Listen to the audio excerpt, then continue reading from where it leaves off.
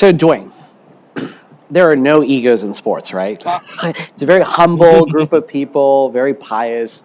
Um, there's a lot of, in when you're starting your career, very different from today. I mean, like things are amplified, a thousandfold, incomprehensible. But walk us through kind of the journey, because I'll be honest, since I've known you, have such a great sense of humility and you're very down to earth in an ecosystem that is visibly the opposite, whether it's the owners of teams, whether it's the players, none of your players, but the other players. There's controversy. It's a dynamic environment. It's in the public. Anything that's being done, everybody in the country, in the world, is watching what you're doing. There's been so much volatility over the last decades, not just since COVID, of every political issue. Idiots like Roger Stern making certain comments. There's a lot of racism that's been or surrounding the environment. There's a lot of tension. There's a lot of money. There's a lot of young kids making tens of millions of dollars. Kind of give us the picture of how you navigate that entire process from Illinois and Iowa, and how do you maintain and how did you kind of navigate that entire process with all of that craziness around? Any Ted Lasso fans in here? Ted Lasso, absolutely.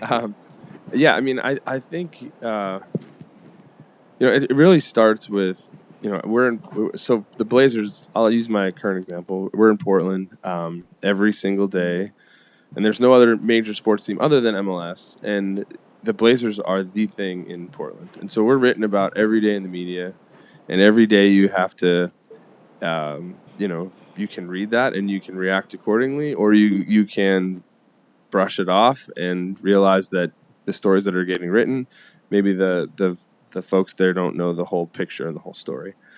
So I think you really have to drop, especially when you're leading an organization, you really have to leave your ego at the door, because your job is to move that organization forward. I say this all the time. I'm certainly not the first president of the team, and I won't be the last, but my job while I'm there is to move the organization forward, leave it in a better spot than we found it. And the players come and go as well. Now, every team has their legends and they bring them back, but you're constantly in a situation of trying to improve the franchise, the fan experience, all of those things.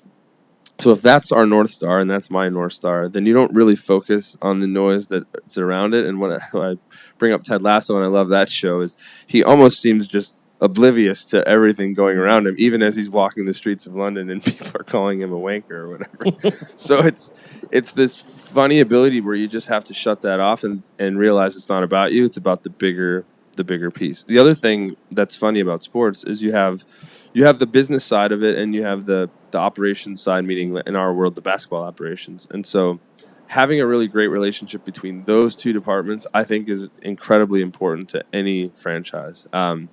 You've seen this with other teams where the business is going one way, they don't know the basketball side is going to trade X star player, and then they have to pivot and they're not on the same page. And it's happened time and time again across sports. We have a really great relationship between our groups, and so we're able to manage that and go through all those things together. So I think that's really been the key for me. And at the end of the day, it is a lot. I mean, you talked about all the things that happen, and it's real life, and it's all of that. But the thing that's always been great about sports is that no matter what, everyone's rooting for the same exact thing in this building where they love their team, and there's just a lot of unity and camaraderie that comes from, being in an arena like that.